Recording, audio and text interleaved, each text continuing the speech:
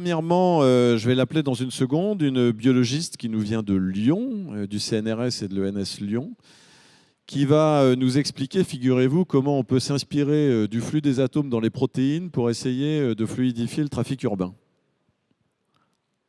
C'est ça qu'on adore dans le biomimétisme, c'est ces parallélismes entre biologie et ingénierie, ou biologie et d'autres métiers, parfois étonnants.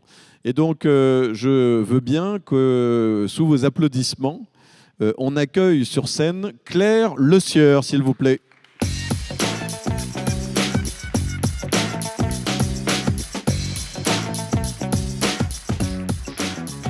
Merci Claire d'être à nouveau avec nous.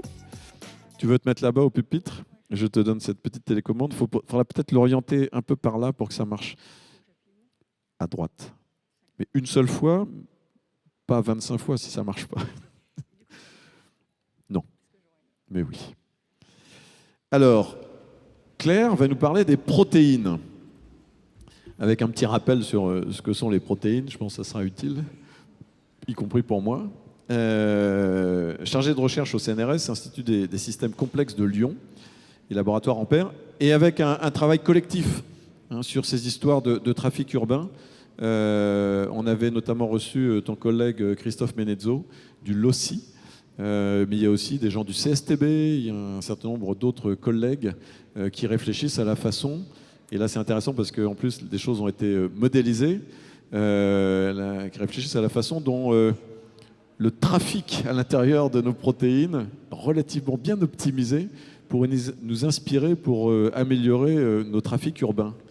Drôle d'approche, merci, drôle de parallélisme. Merci beaucoup Claire. Merci. Donc d'abord je vais remercier l'équipe du Biomime Expo pour l'invitation et puis pour cette après-midi intéressante. Je vais aussi corriger, je ne vais pas parler de flux, je vais parler de gestion d'espace. Mais évidemment, c'est lié parce que pour avoir un bon flux, il faut avoir un bon espace. Alors voilà, on va voir si ça marche. Sinon, je vais rester là au cas où. Hein. Voilà. Ouais, voilà. Donc, je vais vous parler de solutions sur lesquelles on travaille pour essayer de faire face à la croissance urbaine. Donc, c'est un travail essentiellement fait par Lorenza Pacini pendant sa thèse, mais qui implique énormément de collaborateurs, comme Alain l'a dit. Donc, ici, les logos permettent d'illustrer les instituts différents qui sont impliqués, les tutelles qui sont impliquées et les disciplines différentes. Donc, on a un informaticien, Rémi Casabé, un mathématicien, Laurent Villon, Clément Lagisquet, c'est aussi un mathématicien, Younes Itouni, qui est spécialisé dans l'impression 3D. Excuse-moi Claire, tu as un retour devant, comme ça on t'entendra mieux, je pense. Ah ok. Merci. Je peux regarder là. Ok. Et donc Christophe Menezzo du LOCI qui travaille sur le bâtiment et l'énergie, et Nicoletta Chiopu qui est du CSTB. Et moi je suis biologiste. Du coup c'est toi qui changes. Ok, donc pour gérer la croissance urbaine, on a deux solutions en gros. Soit on étale les villes, donc on occupe de plus en plus de territoires, soit on densifie les villes en rajoutant plus de bâtiments ou des bâtiments plus gros à l'intérieur d'une ville. Donc les deux ont des avantages et des désavantages. Donc la densité, c'est pas mal parce que ça permet de réduire la mobilité puisque les distances vont être plus courtes, donc on aura moins de production d'énergie et de CO2 pour la pollution d'un certain côté. On aura aussi évidemment moins de pression sur le territoire qui sera laissé libre pour l'agriculture et la biodiversité. Maintenant, la densification, est-ce que c'est vraiment une solution sociale ? On sait très bien que si on augmente la promiscuité, eh bien, ça crée des tensions. Donc, il faut voir comment gérer ce problème. Donc, en fait, nous, on s'est intéressé au problème de la densification et la question, c'est est-ce qu'on peut densifier de façon durable ? Donc ici, on va donner quelques définitions sur la densité parce qu'il y a plusieurs façons de considérer le problème. Donc ici, on a une illustration avec 3 surfaces de même taille qui vont être occupées par du bâti de façon différente. Mais dans les 3 cas, on a la même densité de logement qui est une approximation de la densité de population. Mais on voit bien par contre que la densité de bâtiments, c'est-à-dire la surface au sol occupée par les bâtiments, est complètement différente dans les 3 cas. Donc on a déjà 2 définitions de densité différentes. Et donc, nous, ce qui nous intéresse, pour envisager la croissance urbaine et comment la tolérer, ce n'est pas l'espace occupé par les bâtiments, mais c'est l'espace vide laissé entre les bâtiments, parce que c'est là qu'on va pouvoir construire dans le futur. Donc on voit dans les 3 exemples qu'évidemment l'espace libre qui est construit suite à l'espace occupé par les bâtiments n'est pas le même dans les 3 cas. Dans le cas le plus, du coup à gauche, on a plein d'espaces pour ajouter les bâtiments, donc ça on pourra considérer que c'est une surface durable, on pourra accommoder plus de gens dans le futur. Les 2 solutions d'à côté sont plus compliquées. Donc ici, c'est pour reprendre cette idée de la définition de la densité, donc versus population et bâtiment, occupation de la superficie du territoire.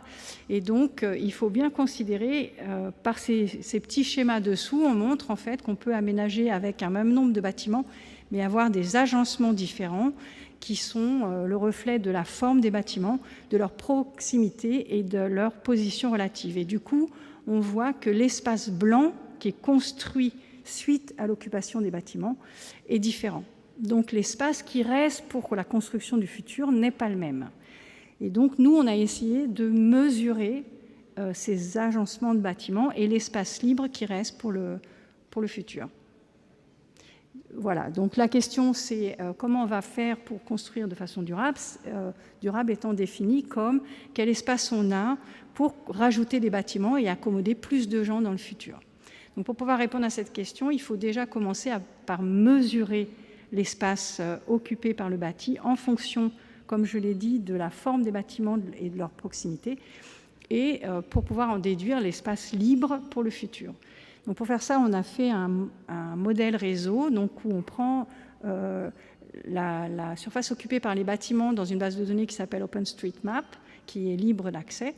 On transforme ces bâtiments comme un nœud d'un réseau et ensuite on rajoute des liens entre les bâtiments qui va signifier la proximité des bâtiments. Et comme on a bien vu que ce qui nous intéressait, enfin disons que ce qui était important, c'était l'espace libre laissé par l'agencement des bâtiments, eh bien on a fait un calcul on calcule le poids des liens qui tient compte en fait de la surface overlappée entre 2 bâtiments, qui va nous donner à quel point la forme du bâtiment et la proximité entre ces bâtiments importent dans l'espace qui reste. Et du coup, voilà, on peut appliquer ce modèle réseau à n'importe quelle ville à partir de l'empreinte des bâtiments et on va avoir les résultats qu'il y a ici. Donc on fait un calcul qui nous permet de comparer donc, pour chaque bâtiment ses voisins et l'espace qui reste entre ses voisins. Donc ici, à gauche, c'est la métropole de Lyon. Et donc, ce qu'on a fait, c'est que les valeurs obtenues pour chaque bâtiment ont été classées de rouge quand, en fait, il y a tellement de bâtiments autour d'un bâtiment qu'il n'y a plus aucun espace libre, à part l'espace des routes, parce que le calcul tient compte de l'espace des routes. Et donc, on ne pourra plus construire. Ce sont des zones où il n'y a pas de future croissance possible. Et puis, ça évolue sur un nombre de couleurs et on arrive au bleu foncé, qui, lui, sont des zones où les bâtiments sont bien espacés. Il y a de la place pour accommoder des gens dans le futur. Ensuite, on a regardé aussi des problématiques un peu plus précises. Donc, on peut sélectionner des bâtiments en fonction de leur fonction. Ici, on a pris les écoles de Charpennes, c'est un quartier de Lyon, et on regarde localement les écoles. Est-ce qu'elles ont de l'espace pour aménager plus de bâtiments, pour recevoir plus d'enfants dans le futur? Donc ici, on a 2 exemples. Donc, où le bâtiment central est vert, ça veut dire une occupation d'espace qui est très modérée, donc on va pouvoir accommoder plus de bâtiments. Et donc, ce sont des écoles qui peuvent accepter une future croissance urbaine. Cependant, l'échelle du bâtiment et de son voisinage premier n'est pas suffisant pour répondre à cette question, parce que, évidemment, l'école est dans un quartier, et là où on va recevoir les gens qui mettront leurs enfants dans les écoles, c'est dans le quartier. Donc, on a un autre outil dans le modèle qui nous permet de fusionner les bâtiments pour aller regarder à une échelle un petit peu plus large que celle du bâti, du bâtiment, pardon.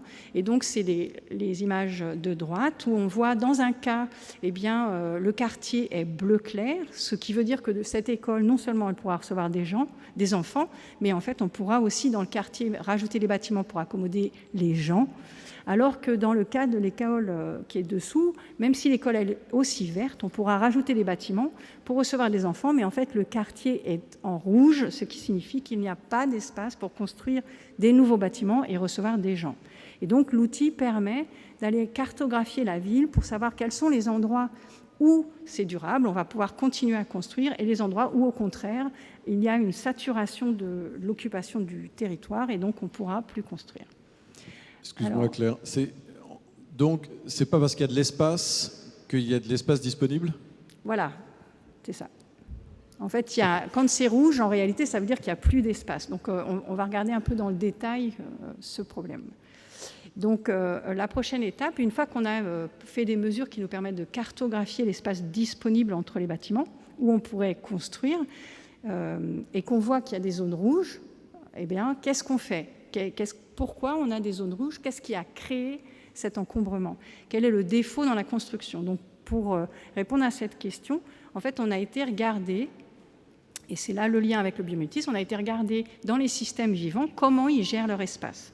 Donc ici, on a une protéine, on arrive finalement aux protéines.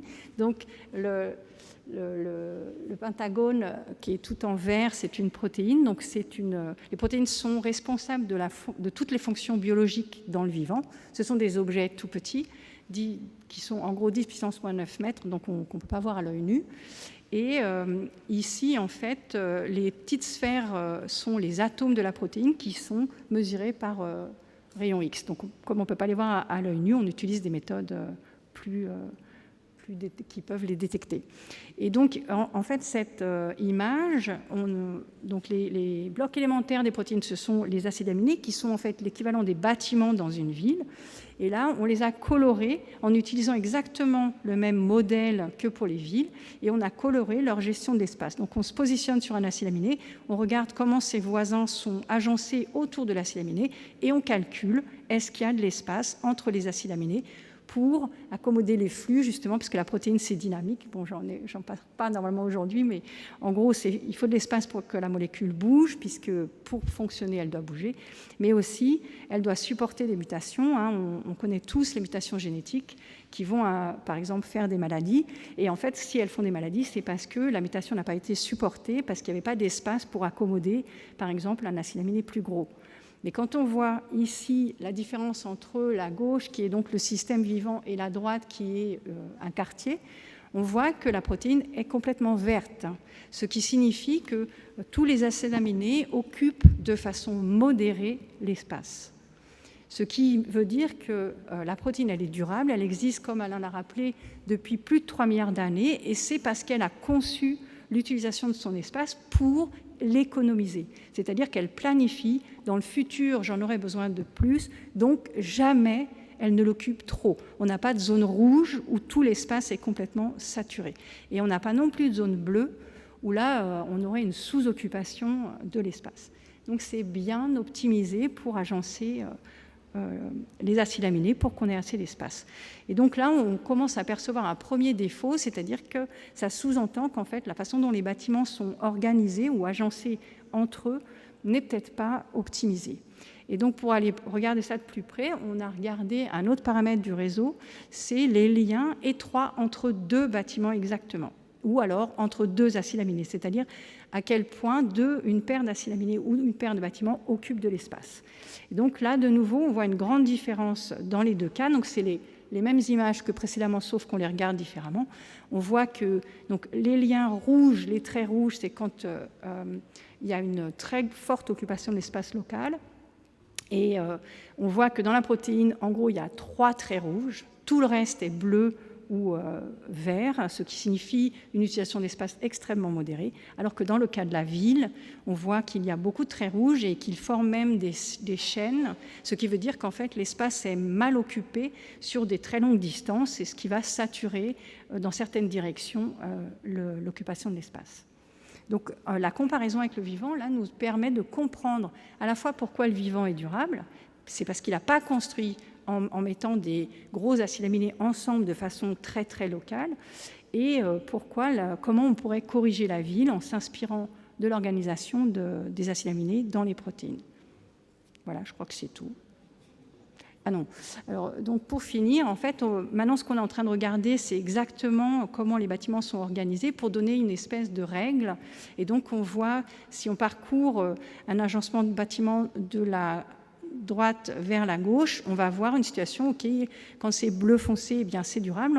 Là, on pourra dire qu'on va pouvoir continuer à construire. Quand on commence à se rapprocher du bleu et du vert, c'est toujours modéré, mais on commence à tendre vers une situation où on ne pourra plus construire. Et quand on arrive à des bâtiments qui sont rouges, là, on est arrivé à une limite. Et donc, on pourrait imaginer se servir de ces seuils pour décider de la durabilité dans le temps de la construction dans une ville donnée, dans un quartier donné. Et après, je crois qu'il y a encore une.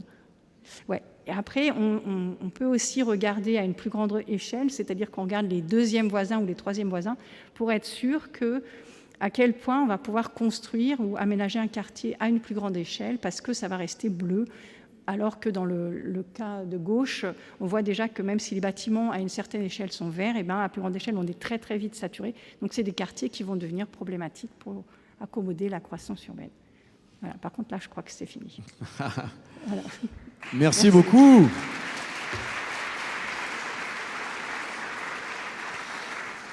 Merci beaucoup, Claire Le Sieur.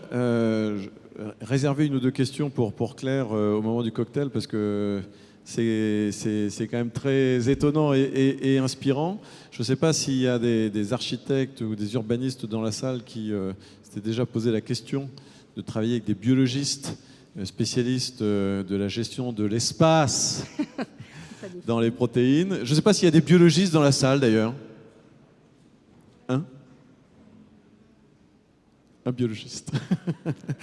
Bon, aider, je ne sais pas si c'est de l'hybridation, cher Gabriel, pardon, excusez-moi. Mais en tout cas, merci beaucoup. Juste, ça me fait penser à des propos d'Olivier Amand qui avait terminé en clôture BioExpo à la Villette, qui nous disait qu'il fallait être en sous-performance pour être en capacité de réagir. Est-ce que tout à l'heure, tu as dit la mutation n'a pas pu s'opérer parce que on manquait d'espace. Est-ce que la ville, pour muer, doit garder cet espace disponible? C'est un peu ça que tu nous dis. Oui, tout à fait. Ouais. Oui, c'est ça. Bon, écoutez, merci beaucoup. On peut remercier Claire Le Sieur. Merci beaucoup.